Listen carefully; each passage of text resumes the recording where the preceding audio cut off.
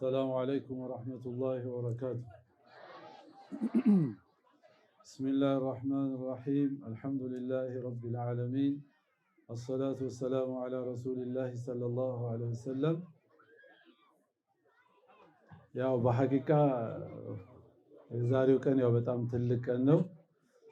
እነዚህ ትላልቅ ያው ለሰማይ ለመሬት የከበዱ መሻይኾች ትላልቅ የአላህ ባሪያዎች ዛኪሮች ሙደሪሶች ባሉበት ቦታ ላይ ፊት ለፊታቸው መቆም ያው ገና ለኛ ያስፈራናል። ሐቂቃ ያው እንግዲህ አፍ እያላችሁ ሸኾች እዚህ እናንተ ፊት ያው ለደረሳ ለመሆኑ ብቁ የሆኑ ሰዎች አይደለንም እንኳን ዳዕዋ ለማድረግ። ነገር ግን ያው ሻህዩ እኛን ጋብዘውን እዚህ ቦታ ላይ ተገኙ ስላሉ እንግዲህ አጣፉ ፈላደብ ነው ይላሉ። መታዘዝ ያው ከአደብም በላይ ስለሆነ ከዛ አንፃር ነው እዚህ ቦታ ላይ ነው የተቀመጥኩት። እንደምታውቁት ይሄ አካባቢ ይፋት ሲባል ያው የተላልቅ የወልዮች ሀገር ነው። የተላልቅ የመሻይኾች የዑለማዎች ሀገር ነው። ሐቂቃኛውን ስንገባ ሰው እልል እያለ በባጃጅ በምን ታጅበን እዚህ አቀባበል ተደርጎልናል። የኛን ሐላችን ራሳችንን እናውቃለን።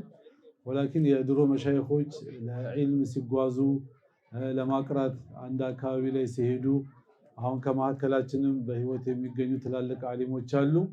እንደዚሁ ደግሞ ሐበሻ የተላልቅ የዑለማዎች የመሻይኾች ሀገር ነች ይታወቃል።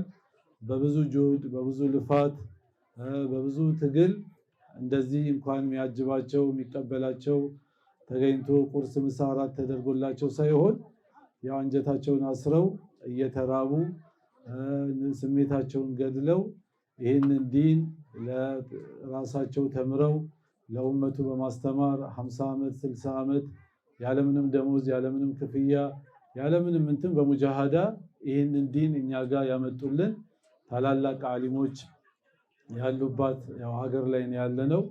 ቅድም ምክትል ከንቲባችን ከሰይድና ነጃሺና የሰይድና ቢላልን ታሪክ አንስተዋል። ከዛ የተቀበሉ እንግዲህ እስካሁኗ ድረስ ለ1446 ዓመት በላይ ዲኑ ምንም ሳይጎድል እያንዳንዱ በሁሉም ፈን ላይ ያለው አንድ ነገር ሳይጨመርበት ሳይቀነስበት በብዙ መስዋዕትነት በትግል ከፍለው እስከኛውን እስካለንበት ትውልድ አድርሰውልናል። እንግዲህ አላህ ኸይር ጀዛ ይክፈላቸው።